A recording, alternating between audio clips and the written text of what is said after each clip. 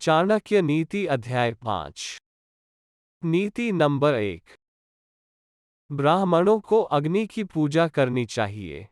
दूसरे लोगों को ब्राह्मण की पूजा करनी चाहिए। पत्नी को पति की पूजा करनी चाहिए तथा दोपहर के भोजन के लिए जो अतिथि आए उसकी सभी को पूजा करनी चाहिए। नीति नंबर 2। सोने की परख उसे घिस कर, काट कर, गर्म करके और पीट कर की जाती है। उसी तरह व्यक्ति का परीक्षण वह कितना त्याग करता है, उसका आचरण कैसा है, उसमें गुण कौन से हैं और उसका व्यवहार कैसा है, इससे होता है। नीति नंबर 3। यदि आप पर मुसीबत आती नहीं है तो उससे सावधान रहे, लेकिन यदि मुसीबत आ जाती है तो किसी भी तरह उससे छुटकारा पाए। नीति नंबर 4। अनेक व्यक्ति जो एक ही गर्भ से पैदा हुए हैं या एक ही नक्षत्र में पैदा हुए हैं, वे एक से नहीं रहते।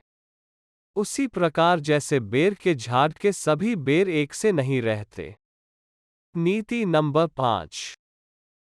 वो व्यक्ति जिसके हाथ स्वच्छ है वो कार्यालय में काम नहीं करना चाहता। जिसने अपनी कामना को खत्म कर दिया है वह शारीरिक श्रृंगार नहीं करता। जो आधा पढ़ा हुआ व्यक्ति है वो मीठे बोल बोल नहीं सकता। जो सीधी बात करता है वो धोखा नहीं दे सकता। नीति नंबर 6। मूढ़ लोग बुद्धिमानों से ईर्ष्या करते हैं। गलत मार्ग पर चलने वाली औरत पवित्र स्त्री से ईर्ष्या करती है। बदसूरत औरत खूबसूरत औरत से ईर्ष्या करती है। नीति नंबर 7। खाली बैठने से अभ्यास का नाश होता है। दूसरों को देखभाल करने के लिए देने से पैसा नष्ट होता है। गलत ढंग से बुवाई करने वाला किसान अपने बीजों का नाश करता है। यदि सेनापति नहीं है तो सेना का नाश होता है। नीति नंबर 8। अर्जित विद्या अभ्यास से सुरक्षित रहती है। घर की इज्जत अच्छे व्यवहार से सुरक्षित रहती है। अच्छे गुणों से इज्जतदार आदमी को मान मिलता है। किसी भी व्यक्ति का गुस्सा उसकी आंखों में दिखता है। नीति नंबर 9। धर्म की रक्षा पैसे से होती है। ज्ञान की रक्षा जमकर आजमाने से होती है। राजा से रक्षा उसकी बात मानने से होती है। घर की रक्षा एक दक्ष गृहिणी से होती है। नीति नंबर 10।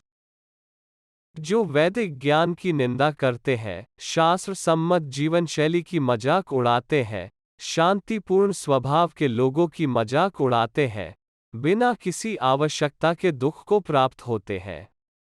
नीति नंबर 11। दान गरीबी को खत्म करता है। अच्छा आचरण दुख को मिटाता है। विवेक अज्ञान को नष्ट करता है। जानकारी भय को समाप्त करती है। नीति नंबर 12। वासना के समान दुष्कर कोई रोग नहीं। मोह के समान कोई शत्रु नहीं। क्रोध के समान अग्नि नहीं। स्वरूप ज्ञान के समान कोई बोध नहीं। नीति नंबर 13।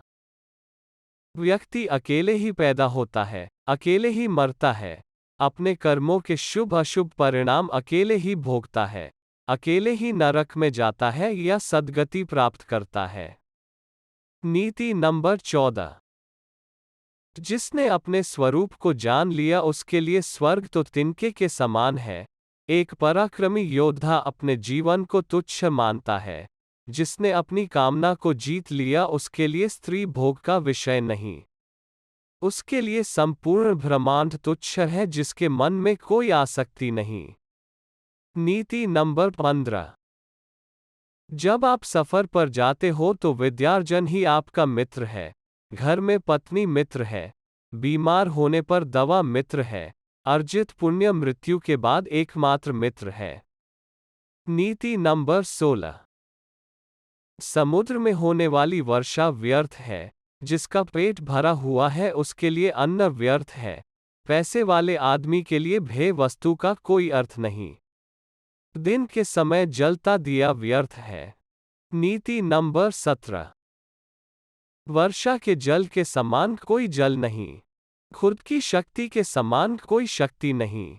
नेत्र ज्योति के समान कोई प्रकाश नहीं। अन्न से बढ़कर कोई संपत्ति नहीं। नीति नंबर 18। निर्धन को धन की कामना, पशु को वाणी की कामना, लोगों को स्वर्ग की कामना, देव लोगों को मुक्ति की कामना। नीति नंबर 19। सत्य की शक्ति ही इस दुनिया को धारण करती है। सत्य की शक्ति से ही सूर्य प्रकाशमान है, हवाएं चलती है, सही में सब कुछ सत्य पर आश्रित है। नीति नंबर 20। लक्ष्मी जो संपत्ति की देवता है, वह चंचला है। हमारी श्वास भी चंचला है। हम कितना समय जिएंगे इसका कोई ठिकाना नहीं। हम कहाँ रहेंगे यह भी पक्का नहीं। कोई बात यहाँ पर पक्की है तो यह है कि हमारा अर्जित पुण्य कितना है। नीति नंबर 21। आदमियों में नाई सबसे धूर्त है, कौवा पक्षियों में धूर्त है, लोमड़ी प्राणियों में धूर्त है, औरतों में लंपट औरत सबसे धूर्त है। नीति नंबर 22। ये सब आपके पिता है। 1. जिसने आपको जन्म दिया। 2. जिसने आपका यज्ञोपवीत संस्कार किया। 3. जिसने आपको पाया।